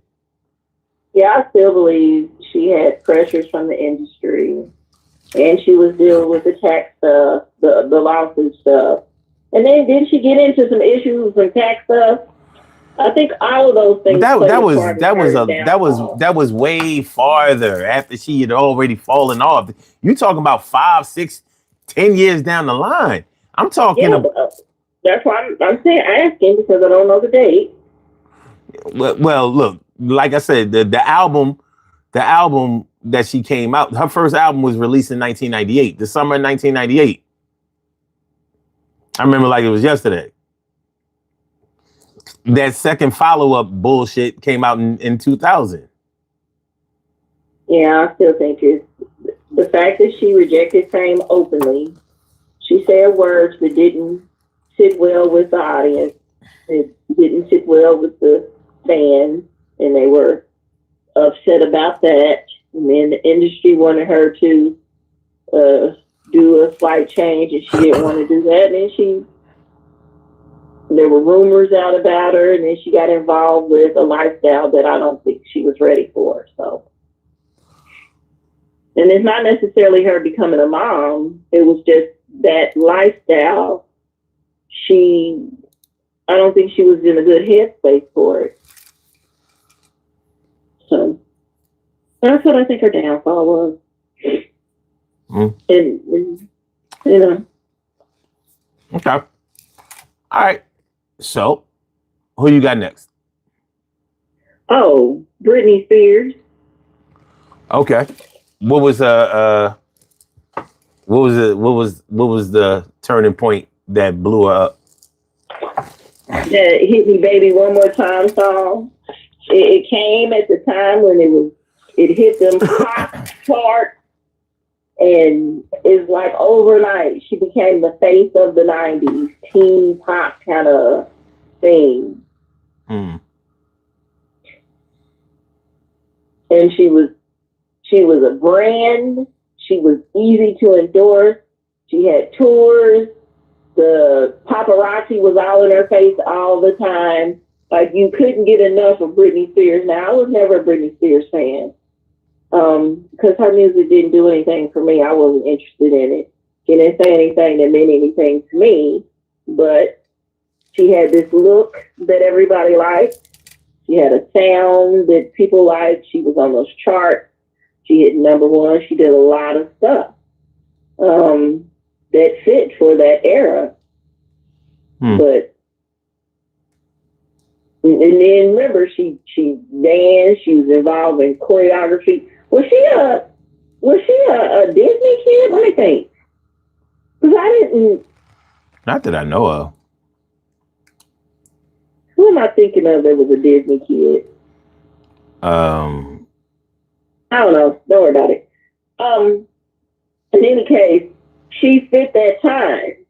She was her music fit film that was going on at that time. She fit in that pop era. It was a teeny bop kind of stuff that was going on. She was all those things. She fit into that mode at the time. But then, I don't know. I think when she hit rock bottom, it's like she fell over a pebble, and then it was bam, the end of all things. And then it started into her having to, as an adult, have someone be her babysitter. Now, do I think all of it is just her? No, I believe her family in the background had a role in it. Because Because remember, she was a kid when she came on the scene. She was young. I'm going to say she was young when she came on the scene. And she was probably one of those people, family. I got my family to help me. My family has my back. And her family was poor and saw stars. They saw the money. They saw the green. They saw how everybody could eat from her plate. And so then I just believe fame kind of consumed her. And she wasn't ready for it. I don't think a lot of people who go into it, especially at that time, are ready for all that came with it. The lack of privacy. Every move you make, somebody is filming you from everywhere. So I think it was the pressures of not having privacy in any part of her life. And she was scrutinized over everything she did. She was body shamed, anything to do with how to relationship. And then when motherhood came into play, I don't think she knew how to balance work life. I don't think she knew how to be a mom and have this career all at the same time. And it just seemed like it was so much that she may have some mental illness going on before we knew anything about it too. And then the next thing you know, this lady then went and shaved her head bald and had the ultimate breakdown in front of the world. And I believe she was trying to tell people, like, listen, my family is bullshit here. But, nobody wants to hear that. Nobody wants to hear anybody say their family is trash publicly, especially then. And she was saying it, nobody was listening. And they were listening to her family say all these things about her. And we need to take control of her money and take control of her. And hey, it took her down. I don't know that much about Britney Spears, but I do remember that when she was on top, she really embraced that shit. She liked it. I remember her expressing that shit, and she was the first artist I ever heard say that she was only interested in being a pop star. She wasn't interested in any other genre. She was like, pop is the way to go, and blah blah blah blah blah blah. But I can't really say what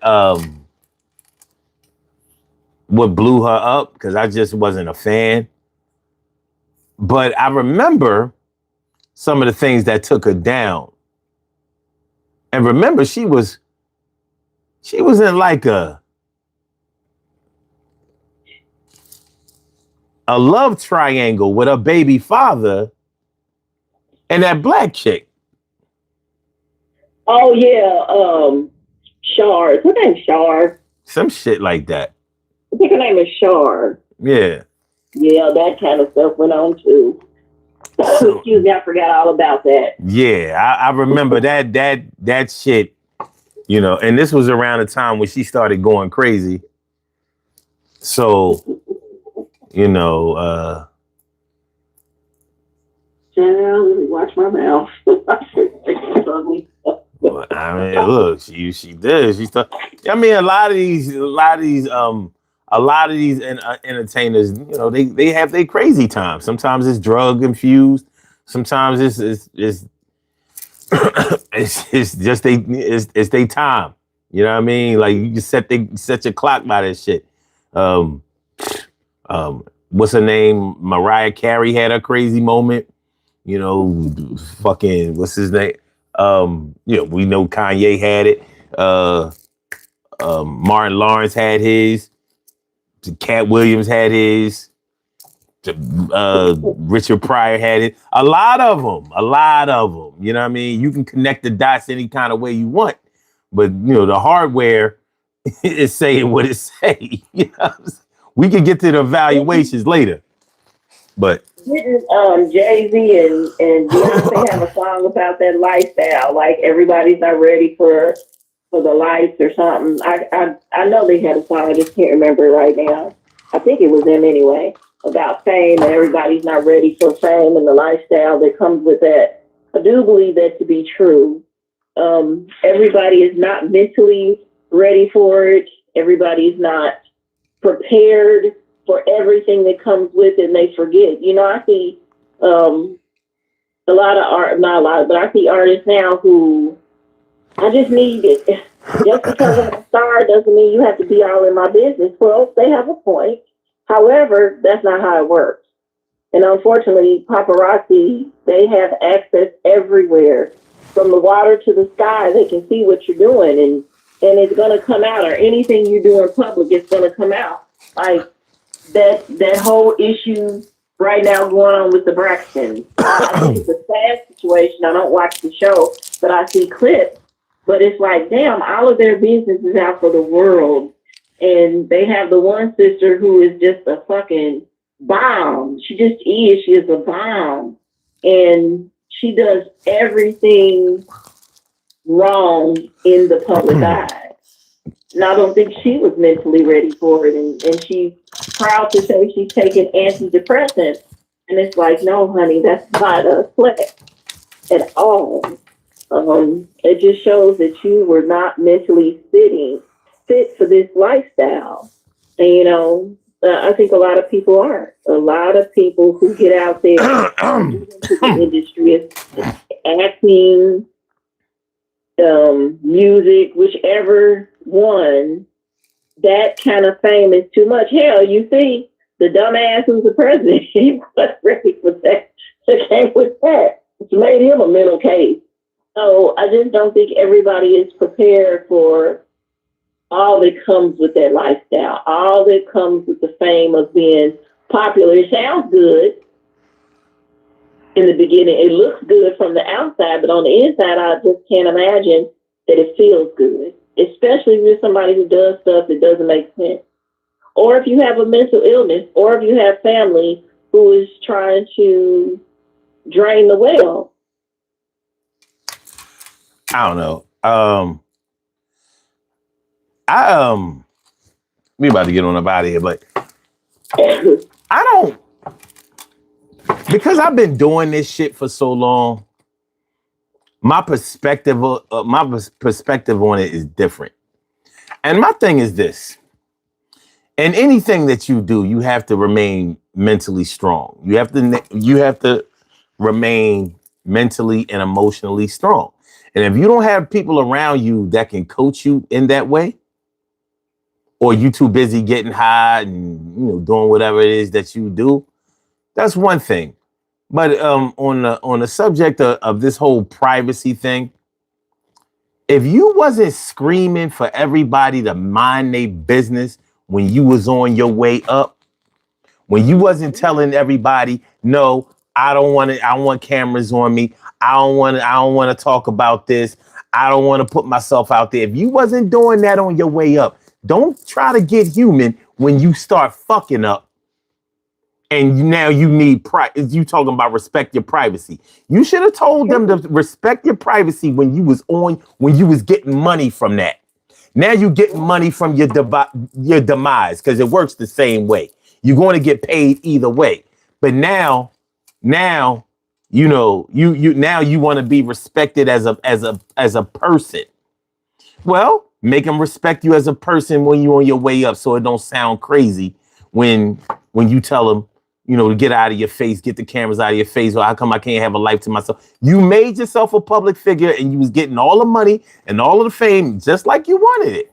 So don't talk that shit when you on your way down, because everybody gets their feelings hurt.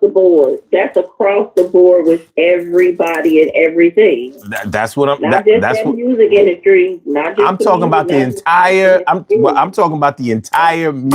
Because the entertainment industry ain't like anything else, and anywhere else. Yeah, you have a right to have your private life, and because you're not getting paid off of the attention that you get in anywhere else except for the entertainment industry. Mm-hmm. It's a different world, So like I said, if you was getting money off of all of that wild shit that you was doing, all right, just understand that everybody else going cash a check off of the shit that you did wrong, and no, they're not going to stop talking about it. Say that loud for the church niggas in the background too. So all that crying, and you know what I mean, bitching and moaning. And, don't nobody want to hear that shit. Mm-mm. No, don't nobody want to hear it, and they're not going to stop. So you need to get your shit together. You know what I'm saying? We got psychologists on deck. Pick one, get it together, because it ain't going to stop. Doing shit for people to talk about. That's the other side of it. Because there's a lot of entertainers nobody is talking about until they do something great. So stop doing shit for people to talk about. That's the honest truth. Because you don't ever hear nothing about specific artists, and you don't hear a whole bunch about them in the news. I don't hear nothing negative about Jill Scott. For real, I don't. Until she puts out the album. That's when we hear about it. Or she's in a movie or something. I don't hear nothing negative about Jill Scott. When she did the blowjob thing with the microphone, that kind of, Yeah, but she did that herself. You know what I'm saying? Well, that's what I'm saying. And I still didn't hear a bunch of negative stuff about it. As a matter of fact, she took a lot of heat for that. She took a lot of heat for that. Really? I didn't hear anything. Hell yeah. But I'm just saying, until you do something, like other than that, you didn't hear nobody just saying all this stuff. Like we always hear something about specific artists. It's like Kanye. Like, damn, him again. He's doing something else. Well, no, he craves that. That's his thing. He don't want to be left alone. He does that. He does whatever his antics are directly related to him staying relevant. So you can't take Kanye seriously. That's why I don't make excuses for him or have any sympathy for him. No, he manufactures the shit. Kanye is Trump.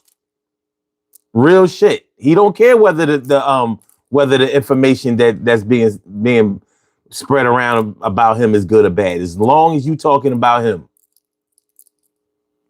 I think 50 Cent is in there too. Well, it's not. Yeah. Okay. You know what? I'll give him that. Yeah. But 50 Cent ain't doing it for records anymore. You know what I mean? He don't really have to have it. He just like to talk shit. He like to poke the bear. What up, Stacy? Yeah, oh my God. He lived for that shit. All right, let's do these birthday shout outs and get on up out of here.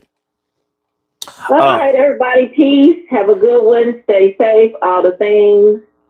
Love on your people. Look out for your brethren. Have a good one, son. All right, you too. Be safe. Okay. We have some birthday shout outs to do. Some people were born on this glorious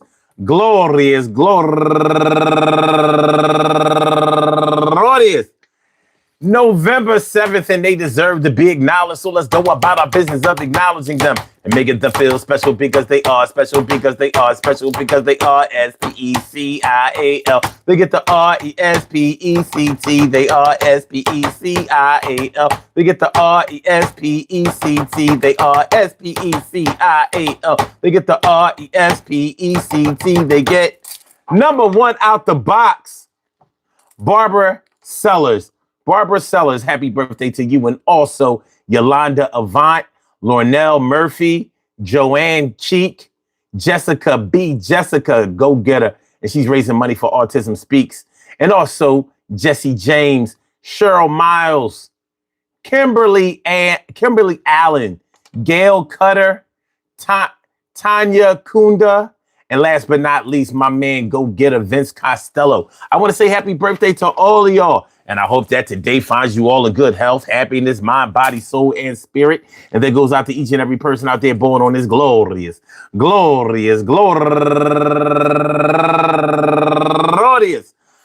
November 7th, anywhere out there in the world, worldwide, internationally, and universally. All of y'all go ahead and turn up. But don't turn up too loud. Just turn up loud enough so everybody can hear you. Rock out, rock on and do the damn, to rock out. Rock on and do the damn, rock out. Rock on and do the damn thing. You do your thing, y'all. Represent the queens and kings. You do your thing, y'all. Represent the queens and kings. Good things happen to those who wait. Great things happen to those who grind. And anything can happen to those who go for theirs. So go hard, go for yours, and remember, yo, the same people that was with you going up when you was going up is the same people that'll be with you when you're going down. Nah, that's it. I mean, on some real shit, what I really wanted to get into tonight, and we kind of missed it, was I was really wondering if there's a such thing as a single event that can make a person into a star, or a thing that can take you up out of here. There are so many other artists that we could have talked about, but we talked about who we talked about. Like maybe one day we'll revisit the whole R. Kelly thing. You know what I mean? What there's more material in here. There's more material in here. We might revisit it on another day, but right now, keep going. Listen, man, I appreciate all of y'all coming through. Peace to all my day ones, my everydays, and my brand news. I love y'all to death. Resuscitate y'all. Love y'all right back to life.